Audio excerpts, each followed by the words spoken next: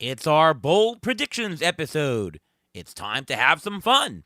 We'll give some interesting predictions for what will happen in 2023 with guest Michael Govier of FTN Fantasy. Plus, we'll have some first few weeks strategy and a ton of opening day injuries. Sit back and enjoy. Beat the Shift is coming up next.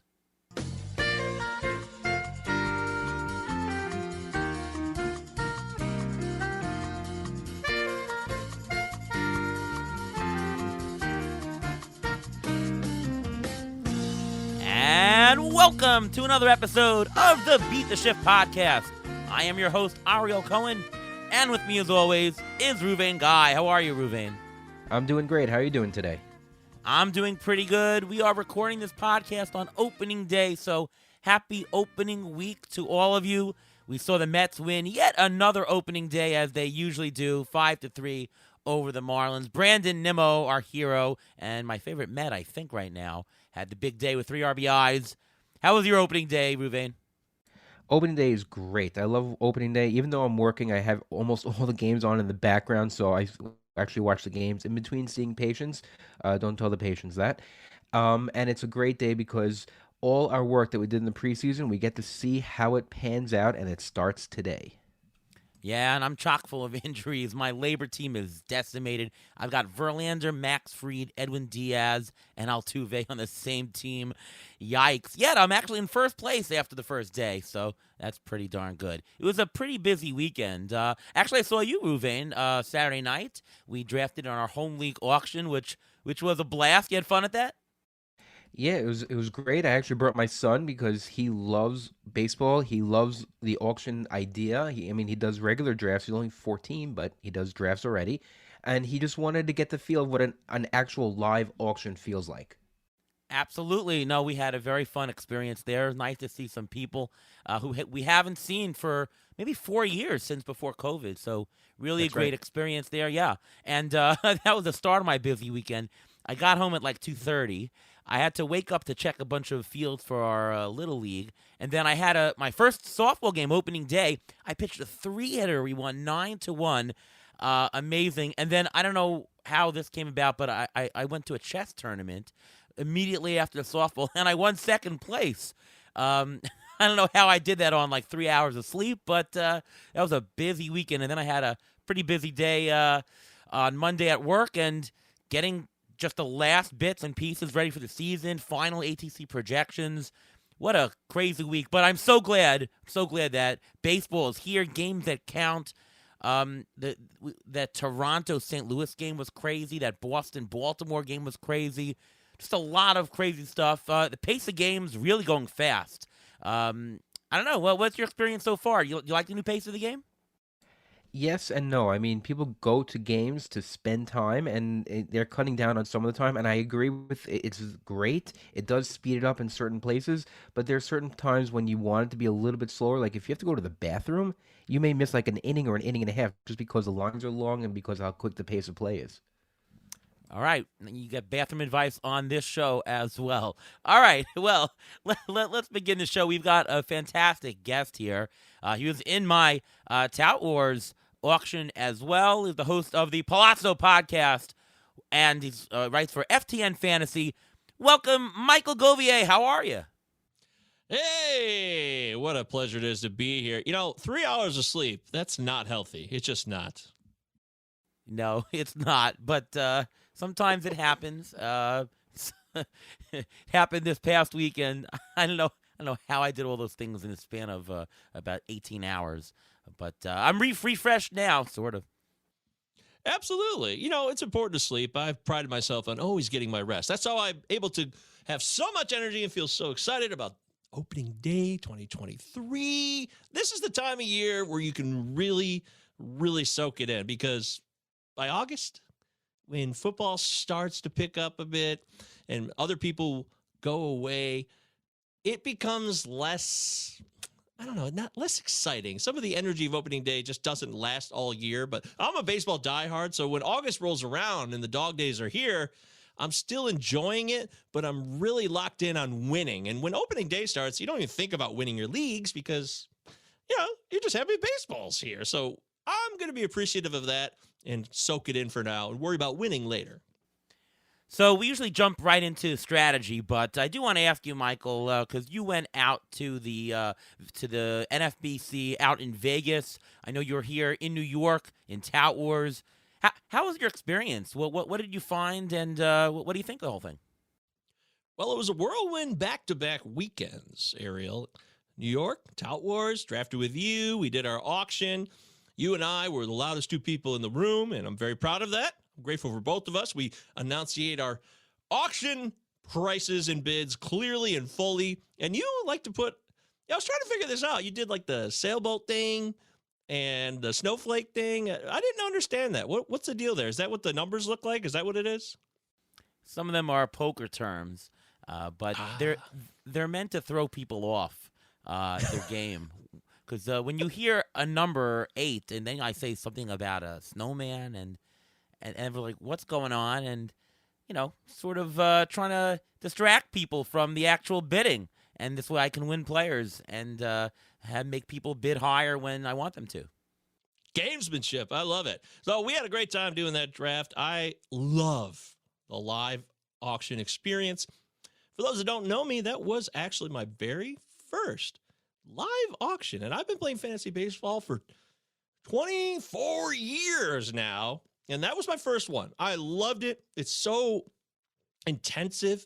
And every nomination, you're like, oh, do I want to be involved with this? I got to take a look at my stuff in front of me. And it all is just bang, bang, bang, bang, bang. I dug it with immense pleasure. I can't wait to do another one. And I'm so grateful to be a part of Tout Wars. I take a great sense of pride in being asked to be involved in the league with Tout Wars. It's a big deal, It's the battle of the experts, and there's a lot of really smart, thoughtful, and knowledgeable players in there. So I was grateful for the experience. Had a great time in Midtown. Me and my wife, Leanne, we stayed over at the Hilton in Midtown. We walked around, got some food, had some cheesecake at Junior's. It was a great weekend. And then last weekend in Vegas, that was a ball.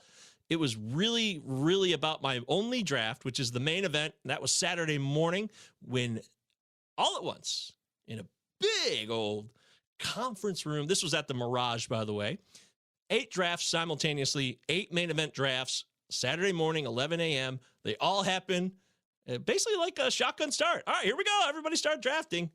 And it's 30 rounds, 15 team, 5x5 roto. And man, I didn't feel great about my team. There's a break after the 10th round, and there's a break after the 20th round, and it closes after the 30th. After the 10th round, I only had 2 starting pitchers with Sandy Alcantara and Logan Webb. And after the 20th round, I was able to add a couple more pitchers, but I still felt weak on the starting pitching angle. But overall, I know that it's not just about the draft. It's about fab and working the waiver wire, and that's going to be a big part of the season. So, Logan Webb had a great opening day today, so that felt good today. I felt good about 12 Ks against the Yankees. Yeah. Now, you mentioned the waiver wire. I want to talk about that in our strategy section today. We're starting the season, so let's talk first few weeks strategy. And I'll throw it to Ruvain first. What are you looking to do with your fab in the first few weeks? Are you holding fab back? Are you looking to make a big splash? Because obviously, if you buy the players in the first couple of weeks that we all missed by our preparation, they could be the keys to the season. And also, when you buy somebody up front, you're getting for the entire season. If you're holding fab to the end, you're only getting them for partial season. How are you working fab? Are you spending big, spending not? What's going on? I tend to be more conservative. I play on the more conservative side because I want to have more money toward the end of the season. I don't want to use all my money very early on. But it also depends on my team, what my team looks like. I mean, if let's say you had Edwin Diaz, or you had another injured player before the season, before you drafted, or you drafted and now they're injured, you want to be able to replace that player. So I saw in a lot of leagues, people were bidding $200 of fab, $400 in THFBI for David Robertson.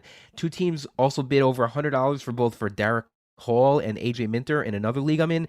I can't see using 10%, 20%, 30%, 40% of your budget even before the season starts or early on, first couple of weeks, because you need that money for later on. You need to have that ability to have to be able to change up on the fly during the course season because you're going to have more than just one injury. You don't have to replace only one guy. You're going to have to replace a lot of different players during the course of the season. So it's better to hold on to the money. I understand why people why people are aggressive early on, but I just don't feel that it's the right move. Well, I think it's situation dependent. I mean, I had Edwin Diaz on a bunch of teams. I spent up a little bit. I bought David Robertson in labor for 17% of my budget because I needed the guy to fill in for the guy that I lost.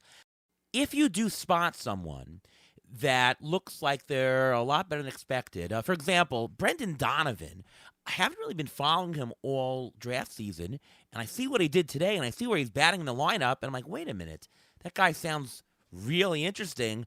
I might put something down. I won't go crazy, but I might pay a little bit more because remember, you're getting him for an entire season. How are you thinking about Fab, Michael? Yeah, I think you guys covered it fairly well. You want to wait and not blow your wad too soon. I get that, but at the same time, there's Tyler O'Neill, 2021. I remember in my first year in the main event, he was available, and boy, I think someone won him with a close to $300 bid out of a $1,000 Fab budget. And I was really disappointed because he had a great year that year in 2021. Tyler O'Neill was a factor, and that was worth spending the money on. So it's really a case-by-case basis. I played it more conservative in 2021, got a little more aggressive with my Fab by spending a bit more if I thought a guy was worth it in 2022. And as we move into 2023, I'm hoping to be somewhere in the middle. Again, context is king. It's everything. What do you need? What are you trying to improve? Do you see holes? Even if you don't have injuries, do you see a guy who's struggling and you want to move on from him? Is there a guy like Brendan Donovan who looks like he's a really good player and he's leading off in a great lineup? That's somebody who's, if he's available, he's definitely worth spending some cash on. So I like to be cautious in April and not overreact, but at the same time, if I see an opportunity that I see that no one else sees, then I'll spend the money to get it. And sometimes I'll spend more to make sure I get the guy I want to get because you just have no idea what other people are going to spend half the time. So in terms of what you're looking for, right? How do you know who the next person is that's going to be great? Or how do you know a starter that looks like he might be a good streaming option? What kinds of things do you look for, Michael, in the first few weeks? Maybe in terms of what players are doing, roles, or maybe some key stats. Like, what are you looking for that makes you want to pick somebody up in the first couple of weeks? Well, I will look at ground ball rates. Is a guy hitting a bunch of ground balls? Is he getting unlucky? I don't look his BABIP so much, but I am interested to see if a guy's just normally would lift the ball a lot more, maybe isn't lifting the ball as much. So if there's a tangible change that should happen, it's just not happening right away. Or, there's crazy variables. Like last year, the season started with a dead ball. I mean, the ball was very much more deadened than it ever had been before, and that was impactful. So knowing that and really locking in on that, you can go into the market and say, wow, I'm going to need more power. So that is a kind of variable that you don't necessarily plan for, but you got to be ready to react to. So I was trying to get more power early on, and power became a much more precious item last year than it really had been in a long time. So I'm going to look for those situations. I'm going to look for role changes when it comes to closers. There's always a lot of people in the mix. Not every team had a Edwin Diaz, may he rest in power. He'll be back one day. He was going to be the guy for sure for the Mets, and he was going to be the guy to get all the saves for the most part. But there's a lot of places like the Mariners with Paul Sewald and Andres Munoz. There could be multiple save opportunities there. So I look for those role changes when it comes to closers a lot more. But when it comes to a role change in a hitter's position, I want to see consistency that he's being put in the lineup, not just, oh, he played 3 times last week and he looked good, or maybe he only platooned. Did he play just versus lefties and he's a righty hitter, or vice versa? All of those things matter. All of these variables matter, and I'm going to take it by a case-by-case basis and try to put all my experiential knowledge of fantasy baseball together to make a wise choice. Ruvain, what are you looking for in terms of players that you'd like to pick up? Couple of things. First, I'm going to look for in pitchers velocity. I want to see if their velocity is up. I want to see if the velocity is down, or see how effective they are. How many walks they're giving up.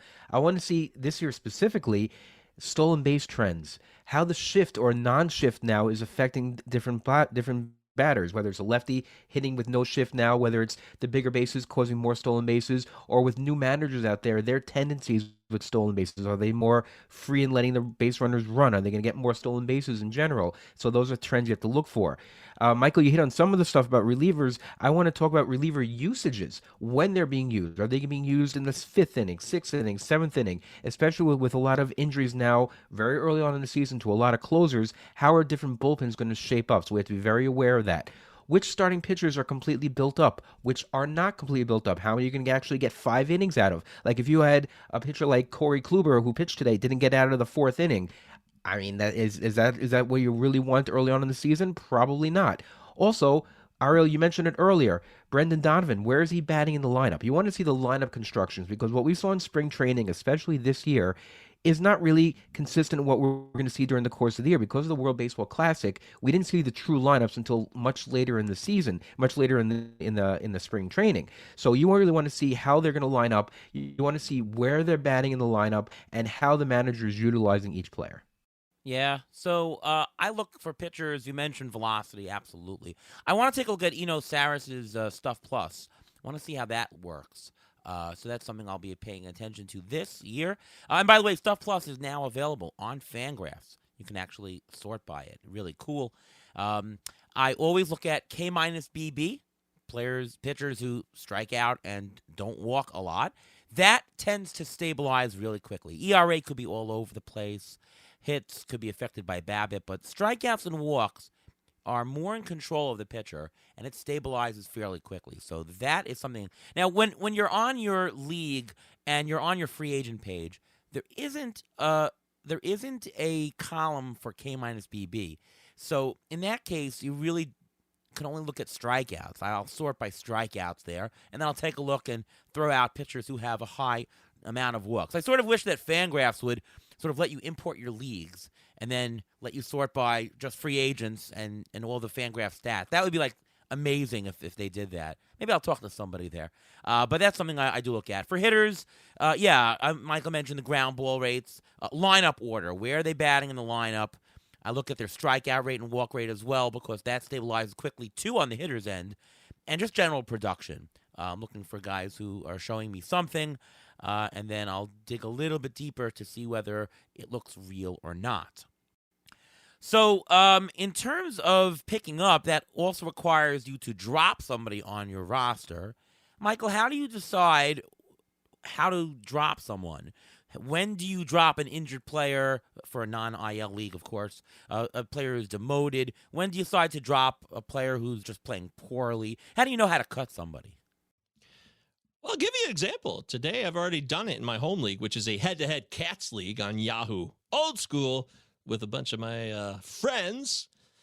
I dropped Luis Urias of the Brewers. He's got a hammy issue today. Doesn't mean he's going to go on the IL necessarily, but I picked him up for Spencer Steer. Now, I did that because, first off, I love Steer coming into the year, and we have much smaller benches in this league, so that context matters. Only 4 bench spots. Very, very small.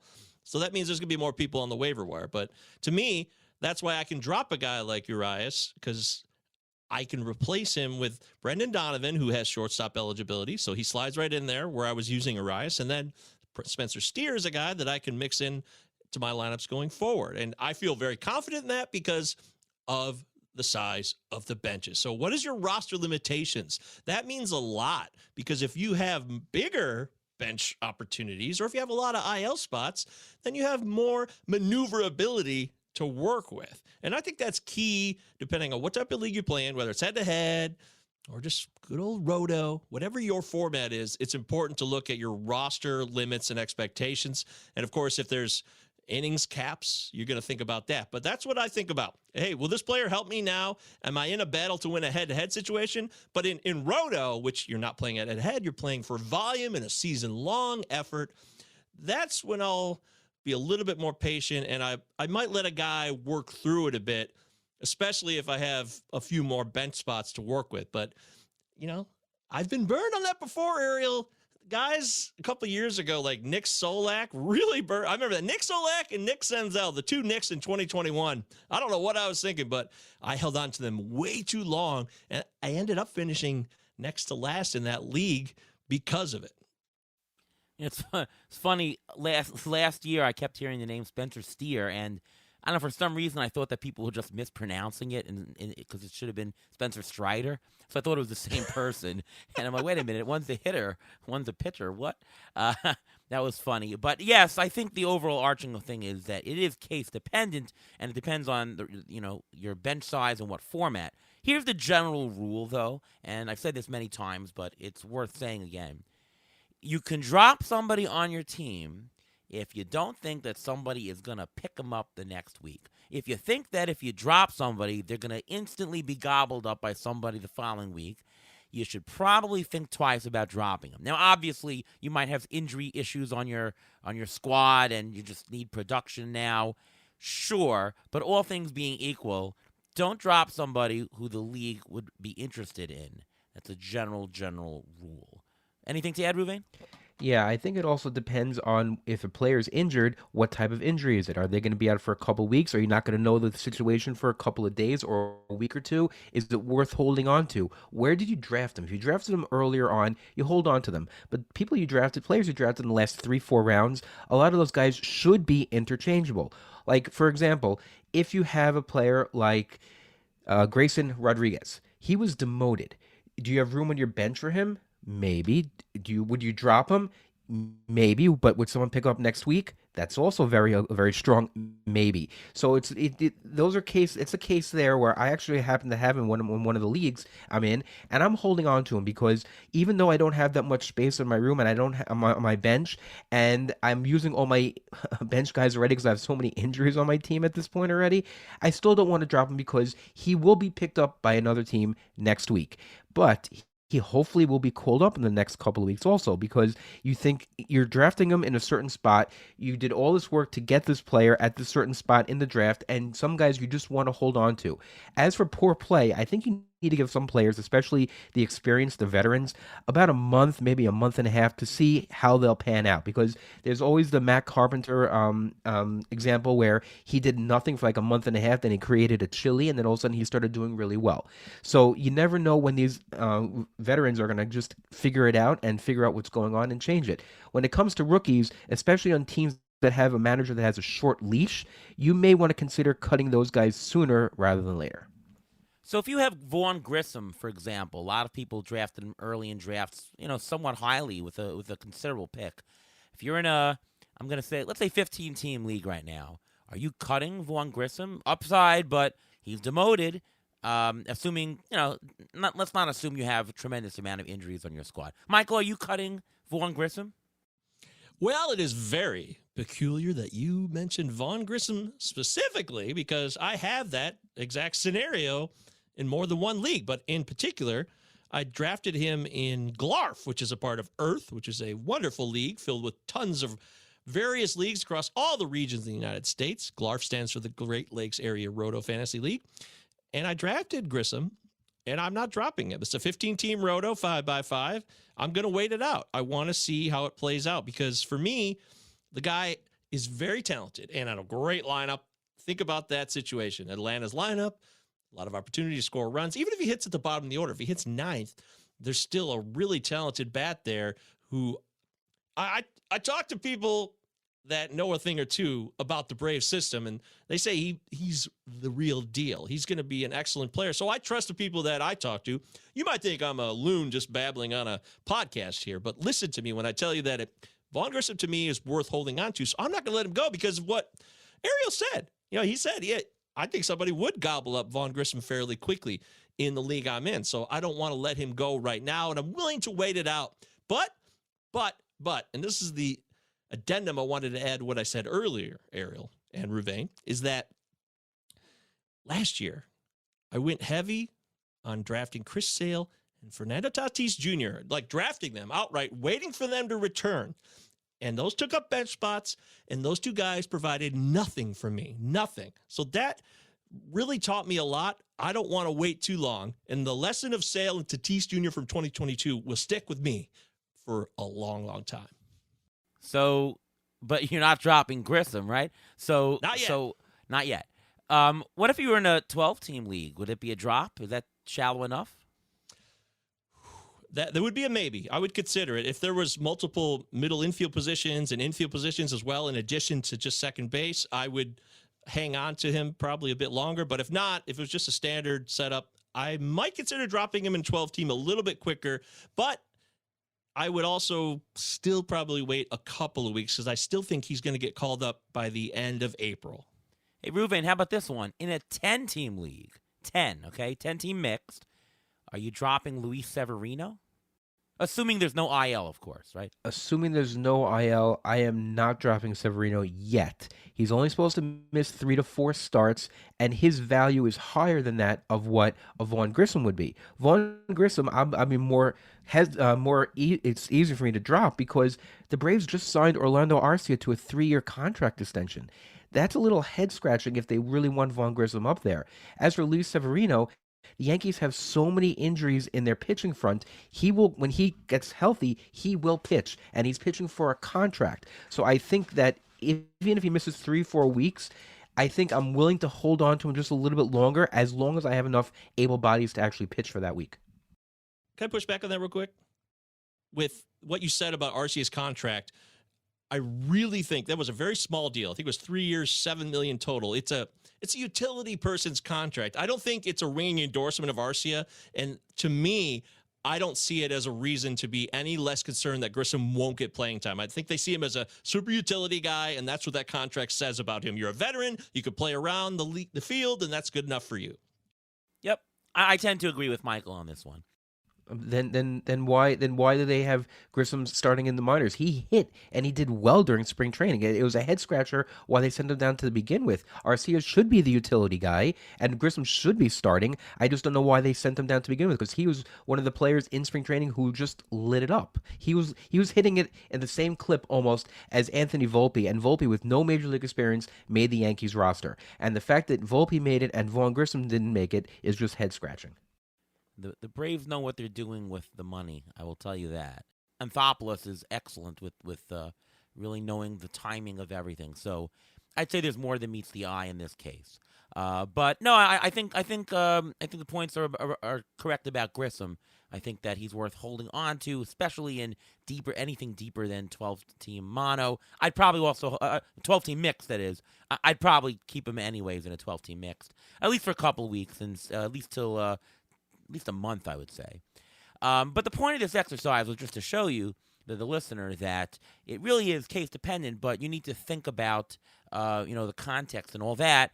And again, if you drop Grissom, is he gonna be picked up? I kind of think he would in 12-team or higher.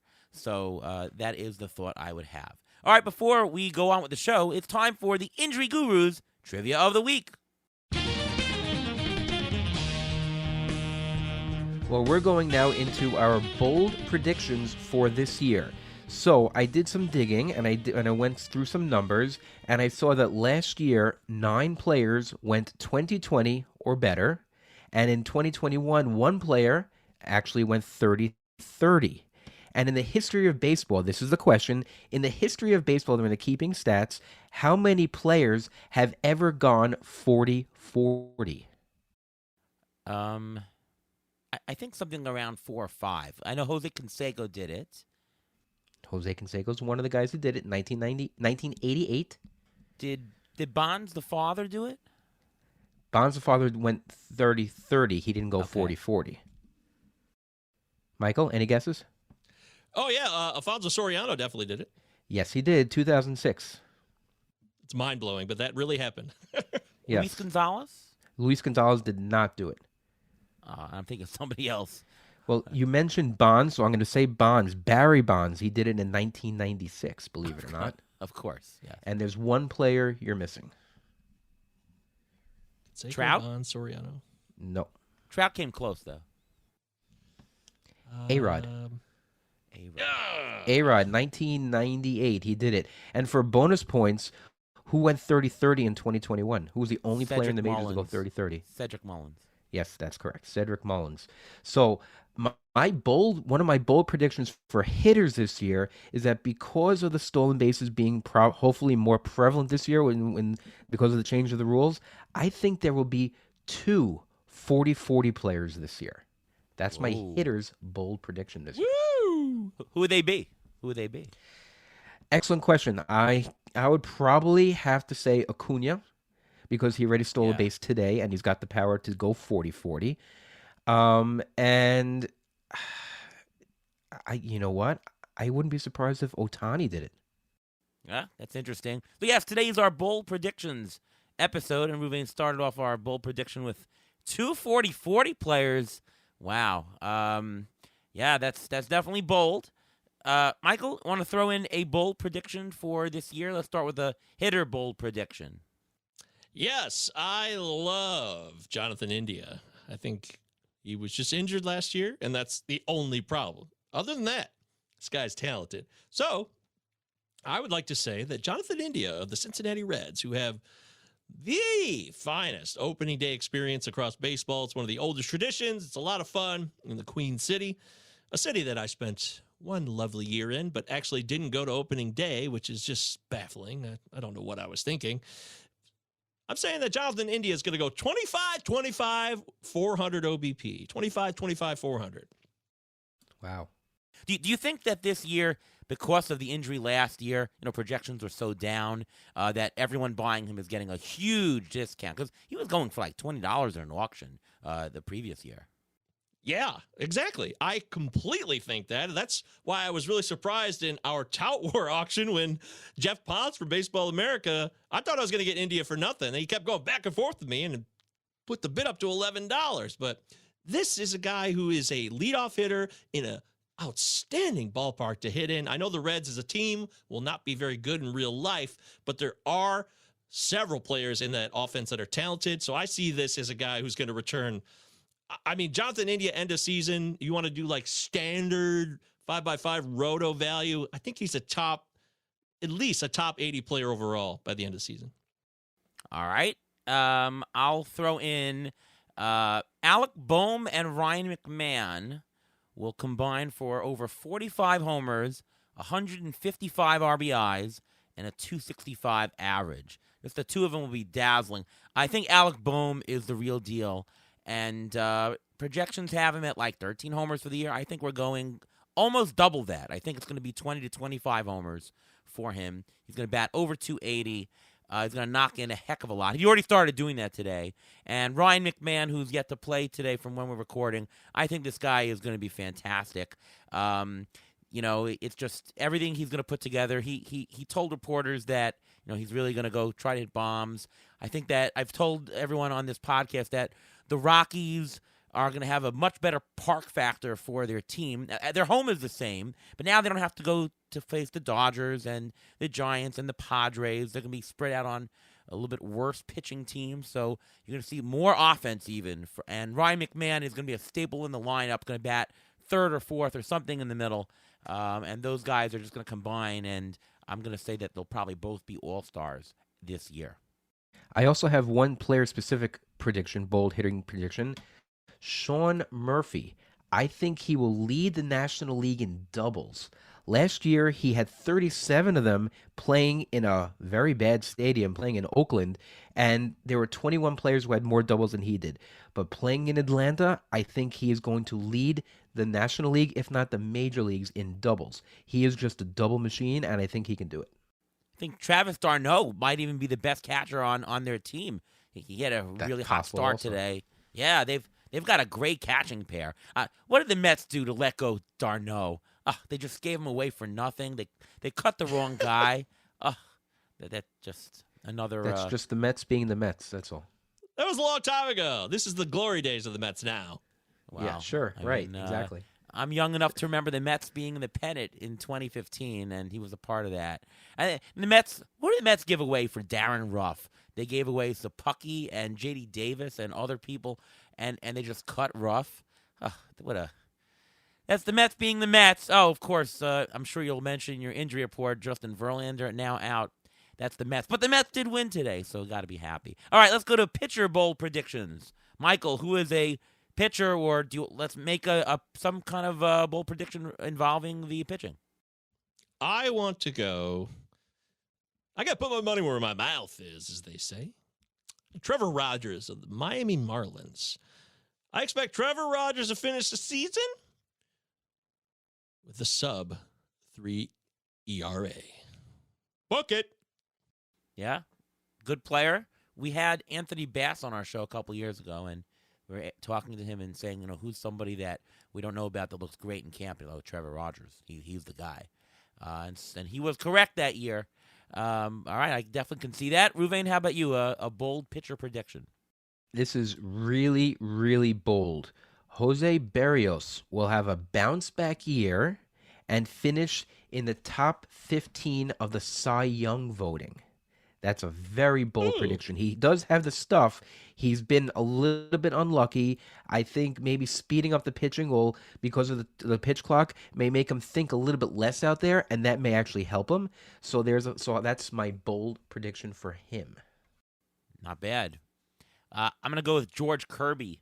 George Kirby is a top 10 starting pitcher. I don't know if it's very bold, but he's drafted as the number 25 starting pitcher, let's say. I think that he's fantastic. That walk rate of his is pristine. 4%, one of the best walk rates in baseball for pitchers who throw at least 150 innings. Strikeout rate, 24%, excellent. So we're talking about K-minus BB. He's just fantastic in that. And ATC risk parameters show that he's actually not as risky as you think, even though he's young. When I did my pricing, he would get a risk adjustment of about $2. So if we thought he was a $16 pitcher, let's say, he's actually $18 risk adjusted, or whatever the price was in the format. So George Kirby, top 10 starting pitcher. Let's go to the bold prediction for awards. We're talking like a Rookie of the Year, Cy Young, MVP. All right, what is your? It doesn't have to be bold; it could just be predictions. But what is one prediction that you have? Let's start with you, Michael. Well, I'm going to go with Oakland's Shintaro Fujinami will win the AL Rookie of the Year this season. That's right. The newcomer from the Nippon Japan Professional Baseball League, who had he had the yips. He did. He lost all control and he lost his way by 2019, but he came back strong last year. Things are looking up, and now he signs a very modest 1-year, $3 million deal with incentives with the Oakland A's, who will not be a good team this year, but he will impress. And tomorrow when he goes head-to-head, well, when we're recording this anyways, when he goes head-to-head with Shohei Ohtani in the next game, it's going to be a lot of fun. I can't wait to see them go head-to-head, and I'm really, really excited for Shintaro Fujinami to win the AL Rookie of the Year. Woohoo! Which actually I'm realizing as I'm saying this out loud, they're not actually going head-to-head because Shohei's pitching tonight. So that won't happen, but that will happen at some point this season because the Angels and A's are rivals. Could be. I picked up Fujinami for like $2 out of 1,000 in TGFBI. So I'm with you on the player, and that's pretty bold. All right, Ruvain, how about you? What is an award prediction for you? An award prediction for me. I think that Shohei Ohtani will win the AL MVP, which is not that bold, but I think because he does it, he is going to be playing his way out of Anaheim. And I think the same thing is going to happen with Shane McClanahan. I think he's going to win the Cy Young, and he's going to play his way out of Tampa, a la Blake Snell. So I think those two guys, they're going to win their rewards for their respective teams, but may not be pitching for their teams next year. Very well could be. I mean, he's won the MVP before, Ohtani, so that's not without question. I'm going to go with Kevin Gausman for the Cy Young. I'm going to say that, I said in an article that he would be a top 2, but for this show, Cy Young Award to Kevin Gausman. He had the absolute highest BABIP last year of any player, by like a wide margin, by almost 40 points. And the Blue Jays have imported a bunch of good fielders. We're talking Kiermaier, we're talking Varsho in the outfield, so those hits were falling in last year. And by the way, it affected not just him, it affected Berrios as well. That's going to be vastly improved. And if it just goes to luck neutral, we're talking sub 3 ERA, maybe almost 2.5 ERA. His whip should stabilize to a fantastic amount. And he has the strikeouts already. And the Blue Jays are a really good team. He could win 20 games this year. They've got a great offense. They scored like 10 runs today. So Gausman, Cy Young Award. All right, let's do a team bold prediction. So we're talking about maybe a team makes the playoffs, team doesn't make the playoffs, anything you like involving a team total. Let's go with Ruvain first on this one. I'm going to go in the AL Central. I think the Twins are going to win the AL Central with a 500 record. I think because they're playing more outside of the division, that whole division is. I think the Indians are good, but with Tristan McKenzie going down now, with Emmanuel Clase throwing as hard as he does, he's always at that quote unquote risk for injury just because he throws so hard. I think that the Twins will catch up to them and will win the division with only a 500 record. Interesting one. How about you, Michael?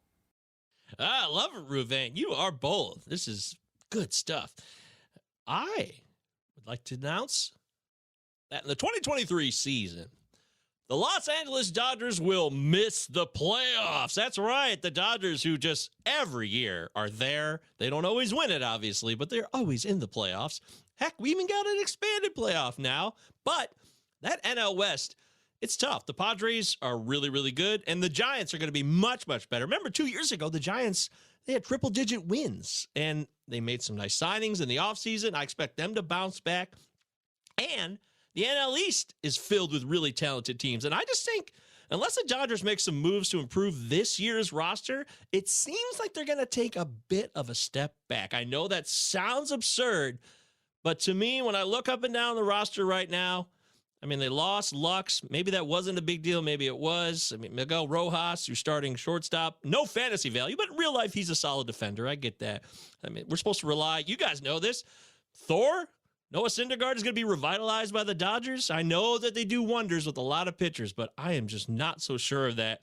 I think the Dodgers are going to sit it out in 2023. And I'm so glad you did this prediction because mine is going to be very similar, or at least it'll go along really well. But I'm going to predict that the Los Angeles Angels will make the playoffs. Finally, Ooh. Trout will get a playoff spot, and he will taste the postseason. I think the Angels have a lot of you got Trout and Ohtani. It'd be pretty bad if the Angels wasted that all the years. But I think the Angels have it. According to ATC projections, the Angels will be the fourth best team in the American League this year. By the way, announcement, new this season at Fangraphs. Not only can you see what Fangraphs has as the projected odds and standings, but you can actually now see it using the ATC projections. That's right. ATC projected standings and odds, and this will be updated daily, I am told, on the website.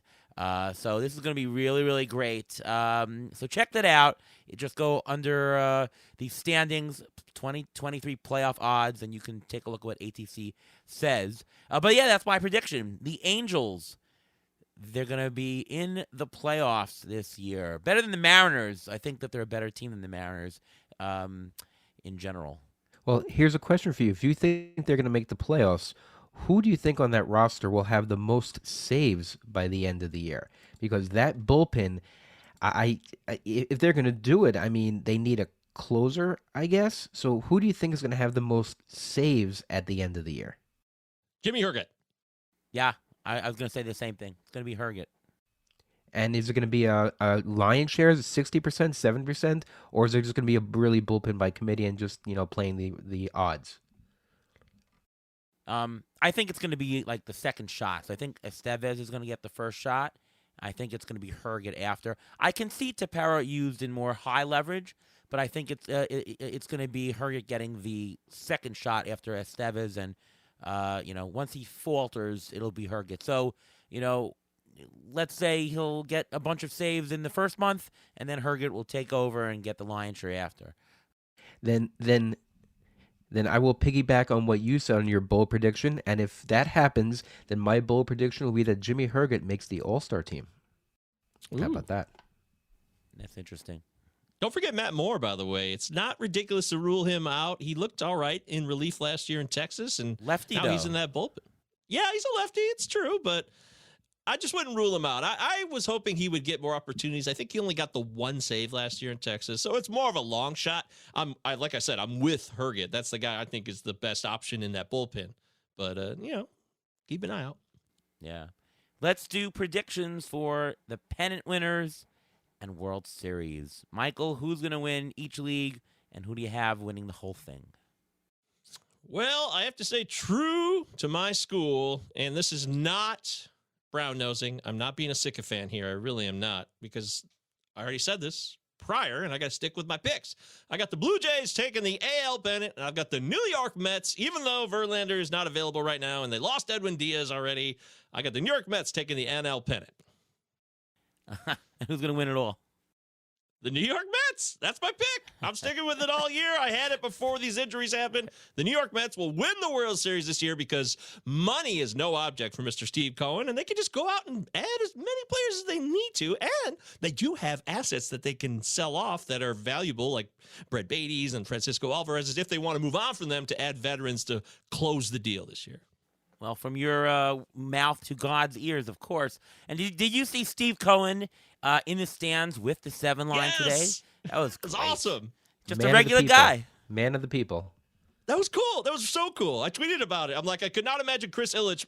I'm a Tigers fan, of course. I live in Metro Detroit. I could not imagine Chris Ilitch, owner of the Tigers, doing what Steve Cohen was doing in that video. I'm not the biggest Steve Cohen fan in terms of a human being, but I respect the heck out of him being there with the 7 line army or the 7 line crew, whatever they call him. It was really, really cool. Kudos to him.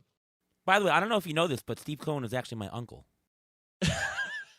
Are you messing with me? That's an early April Fool's joke.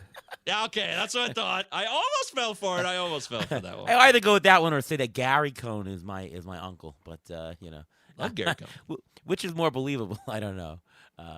But my prediction for the Pennant World Series, it's the same one as you for most of it. Blue Jays win the AL pennant, and the Mets win the NL pennant. I do have the Blue Jays winning the whole thing, though. I think that the Blue Jays have tons of pitching. I think they have tons and tons of offense. They've got a solid closer, and they, too, can add somebody midseason as well. I think that they just have it all. And, they don't have to face the Yankees all that much. They've altered their roster. They've altered their park dimensions to suit their needs. I think they know what they're doing. And I'm going to say that they're going to win the whole thing this year. Ruvain, is it 3 for 3 or you have somebody else? No, actually, and I'm being a Met fan, I hate to say this. You know what's coming already.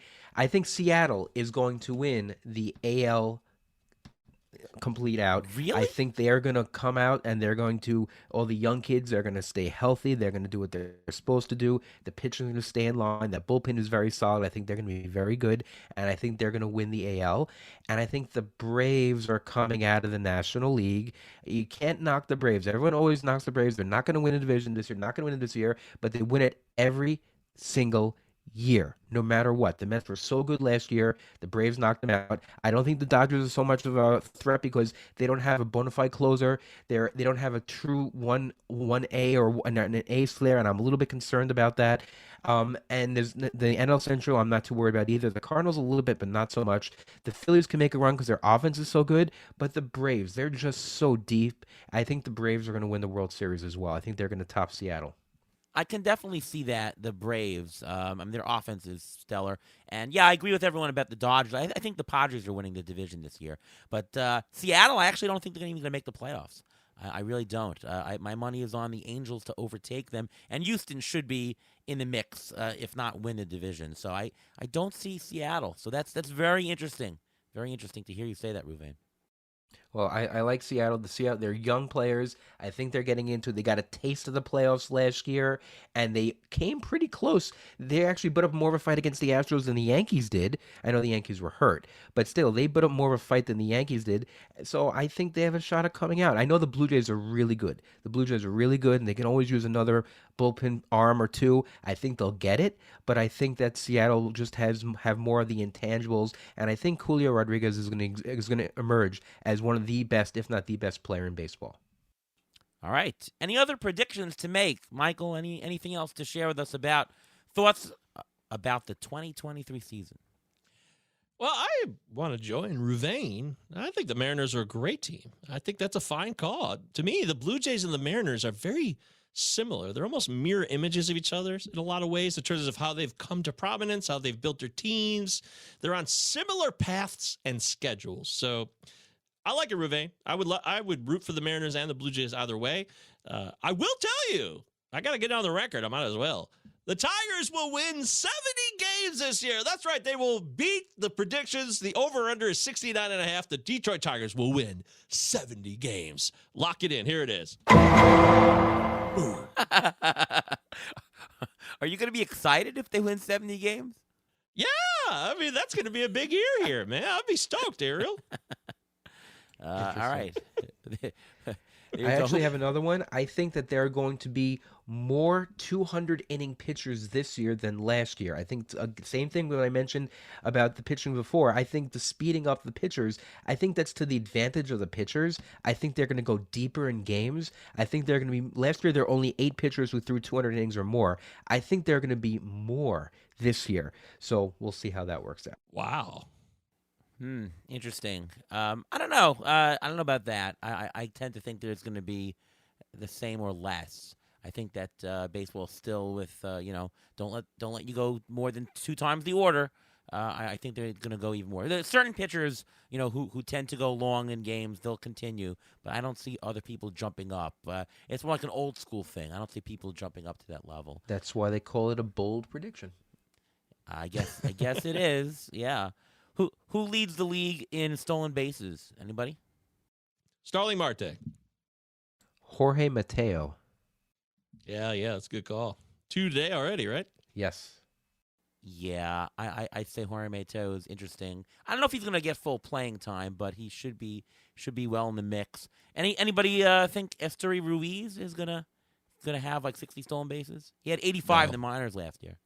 I'd have not drafted him anywhere, so I'm not a fan. I'm not believing that, so I say no. Doesn't mean it's not going to happen. Right. He's got to get to first base first before he can steal bases, though, right? Exactly. So how many 50 home run guys are going to be there? 1. 2. What, 2? Which 2? I think Alonso will do it. I actually think Alonso is going to win the NL MVP because I think there's more pressure on him because of Diaz being out. I think he's going to have a monster year. He also stole a couple bases during the course of the spring training, so watch him to steal some more this year, I think, also. But I think it's going to be him, and I can't say no to Judge. How could Judge not hit 50? He's done it. He's done it twice already, or at least in the high 40s, and he hit 62. Done it twice. Yeah. I think he can do it. There's no reason why he can't do it again. I mean, he's on pace right now for 162, so why not? Yeah, I mean, you talk about regression. He's going to regress from 62 to what, right? I mean, he's not going to regress to 30. Yeah, that's very possible. I think Christian Walker is going to have a big year. I don't know if he'll get 50, but I think 45 homers he might do it. That's bold prediction.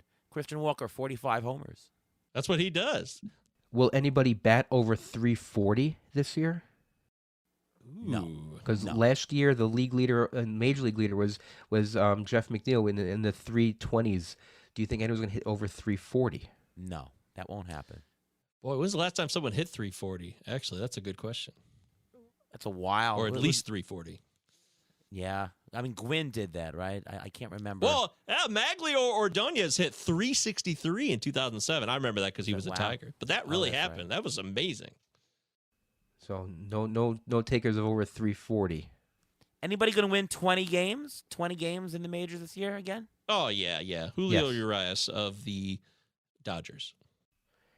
Yeah, there'll be someone. I mean, if Kyle Wright can do it, if what was the pitcher's name who won the Cy Young with the Red Sox a couple of years ago? He disappeared after that. Didn't have a good year. He won 20 games. Rick Porcello. So Rick Porcello. There's always a random pitcher who just has great luck and happens to win 20 games. It's always like that every year. Yeah, that seems like an easy call. Anybody going to have 50 saves? Ooh. No.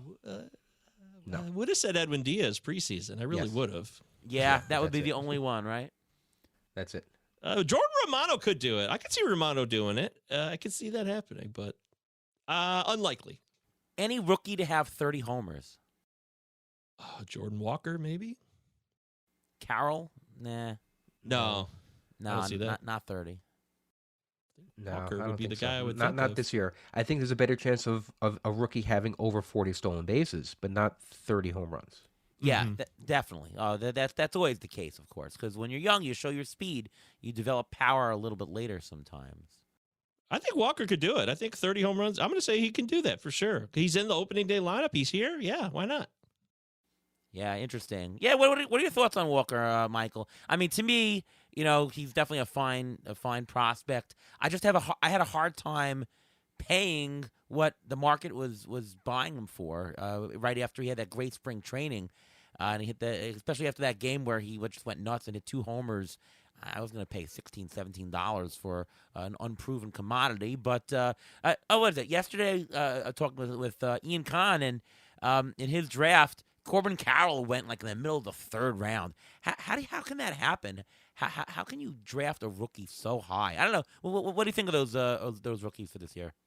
Yeah, I can't do that. I'm with you. I did not draft Jordan Walker anywhere, so I have no participation with Walker so far this season.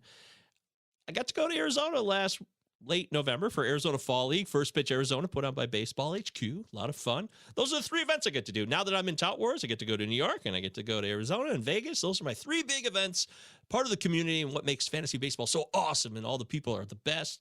And when we were out there, I got to sit right next to Eric Cross, who, I mean, he knows prospects as well as anybody. We watched the All-Star game, and Jordan Walker was right I was there.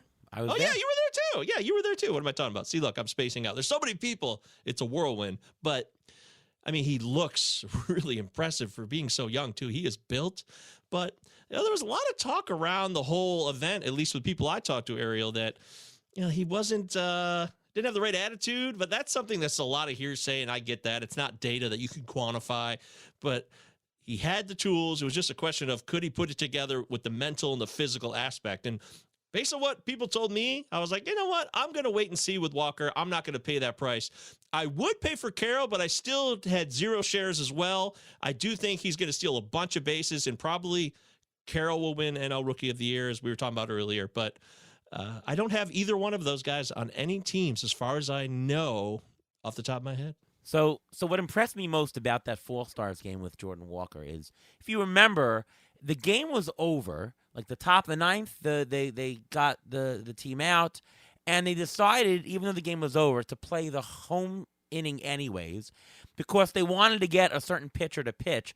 And he pitched against his squad. Like, he literally changed teams to pitch against his squad in the Fall Stars game. And the very last batter of the entire thing, after the whole thing was over, like, who cares, was Jordan Walker. And I saw him, and he literally just barely swung the ball, and it went opposite field, and it just went all the way to the warning track and almost went out. I thought that was impressive. Everyone's like, whoa, look at that. It would barely swing. You remember that play? That was very, very impressive. And also, how can I forget?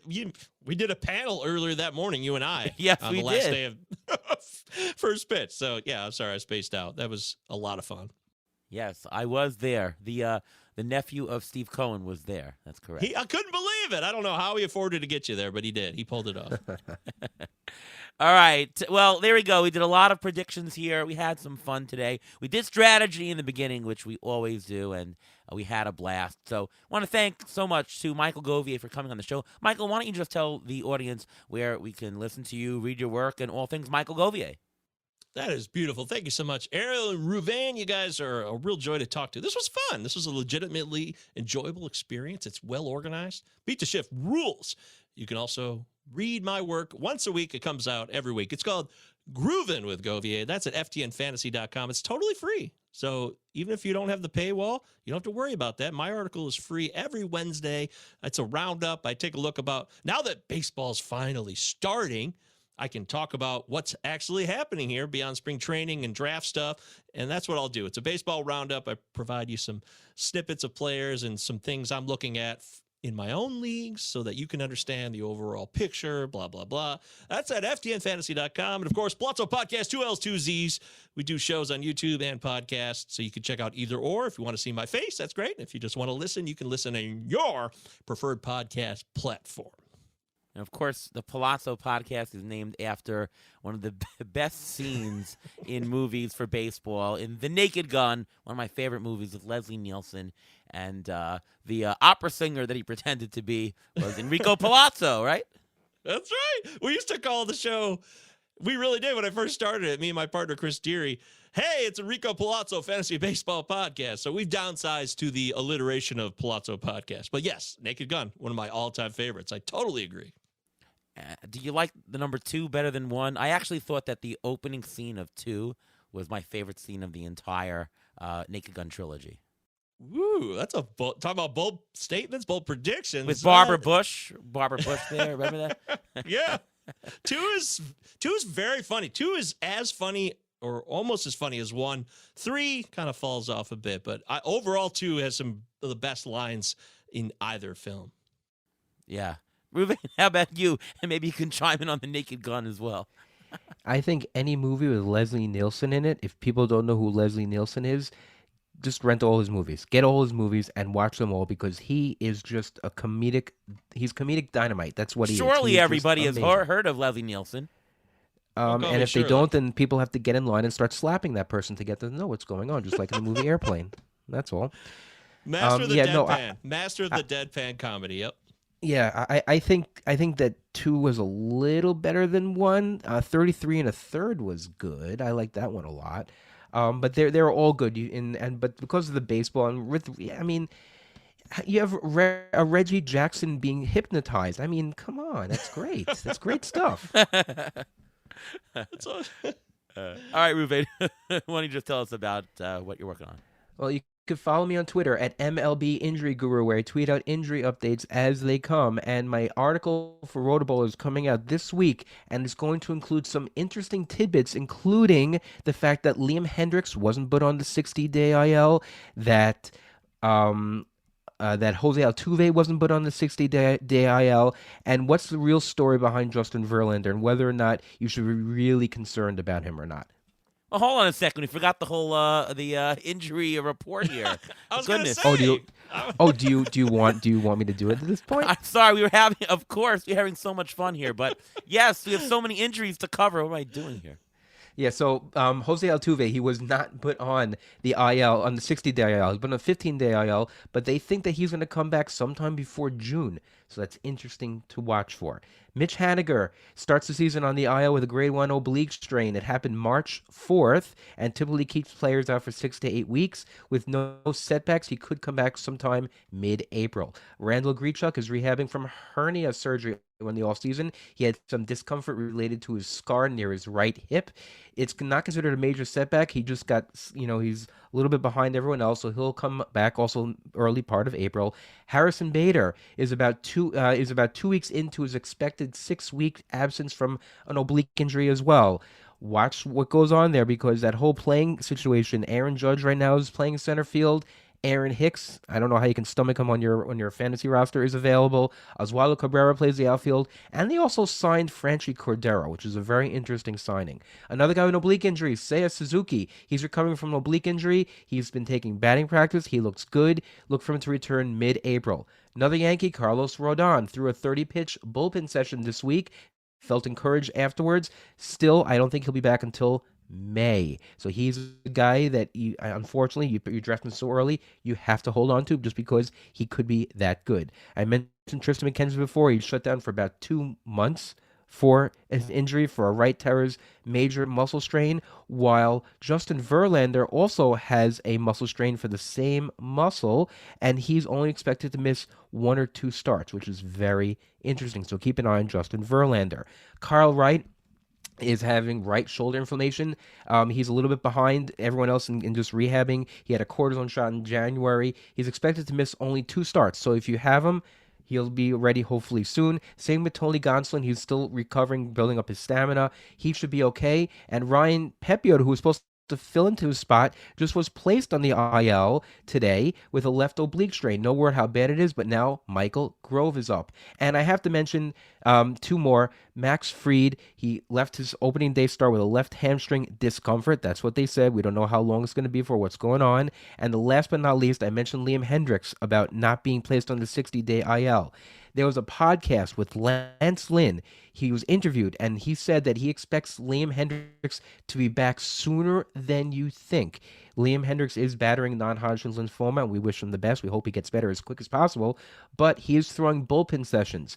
Bullpen sessions doesn't mean he's building up for spring training. It's just keeping up the muscle memory so he's able to return quicker when he, as possible. But Lance Lynn said that he may return as early as late May, early June if all goes well. Yeah, that would be fantastic. We certainly wish him the best and want him to come back soon. Great competitor he is. So, just a couple of notes from what I heard on what you said.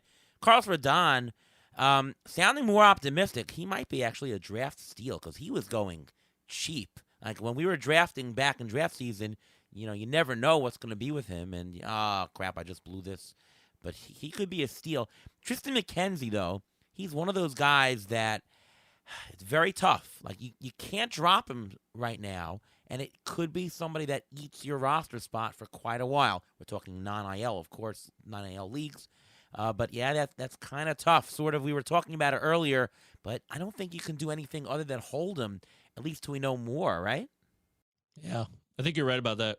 You can't. He could be so valuable that, listen, the Indians are going to be careful with him. They're not going to have him come back too soon. But this could be a similar thing to what Noah Syndergaard. Noah Syndergaard had a lat injury a couple of years ago, and he got injured very early on. And I know both of us, me and Ari, we had him in a lot of leagues, and we held him, and we held him, and we held him. He didn't come back to the last week of the season because these injuries are very tricky. So you have to be careful about it. And with all these injuries that I mentioned, this is only the tip of the iceberg. So make sure you look at my article on Rotoballer. It discusses all these injuries plus a heck of a lot more. Yeah, a lot of stuff there. Well, sorry for almost missing your injury report. So usually the audience should know. Usually we're actually pretty on script, and we usually plan out a lot of things. But at the end of the episode, we were very freeform. We were just going off topic and just going with the conversation. So I just forgot that, but I'm glad I reminded myself when you started talking injuries with your outro there. Yeah, I think I hinted it at pretty well. I think so. Yeah, you got me. Well, we're not all sitting in the same room on the podcast. Otherwise, you would have nudged me or stepped on my foot or something like that. And probably stepped on your foot really hard. Yeah. Which you've never done that, really. Only right? once. Yeah. All right. My name is Ariel Cohen, and you can find my work over at Fangraphs, over at Rotoballer. On Twitter, I'm at ATCNY. And, of course, you can listen to the Beat the Shift podcast right here. We are going to take a 3-week hiatus. We'll be back in 3 weeks from now, so we're going to miss 2 episodes celebrating Passover. Draft relief. We need to relax after all these drafts. We've been through so much. Ariel needs his beauty rest because he's only sleeping 3 hours a night. So, that's what we'll do. Yeah, my voice is still, you can probably tell, is not 100%. But hopefully in 3 weeks, it'll be pristine and we'll be back to normal. And we'll be doing our regular bits where we do our waiver wire and pitcher preview and all that, getting you ready for each week. But we'll do that in just 3 weeks from now. So thank you very much, everyone, for listening. Draft season, we've gotten so many compliments on all the shows that we've done. With the heavy strategy, the auction, just so many compliments. And thank you so much, everyone, for listening all draft season. I really hope that everyone had a successful and fun time this whole season. And really, I hope you do well and hope you crush every single league unless you're playing against me, which stop listening to the podcast. All right, that's all from over here. Once again, thank you to Michael Govier for joining the show. And from all of us here at Beat the Shift, we'll see you next time.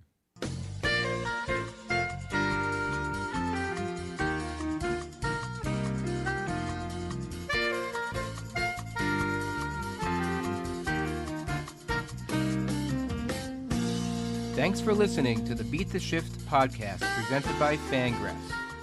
Follow us on Twitter at beat_shift_pod.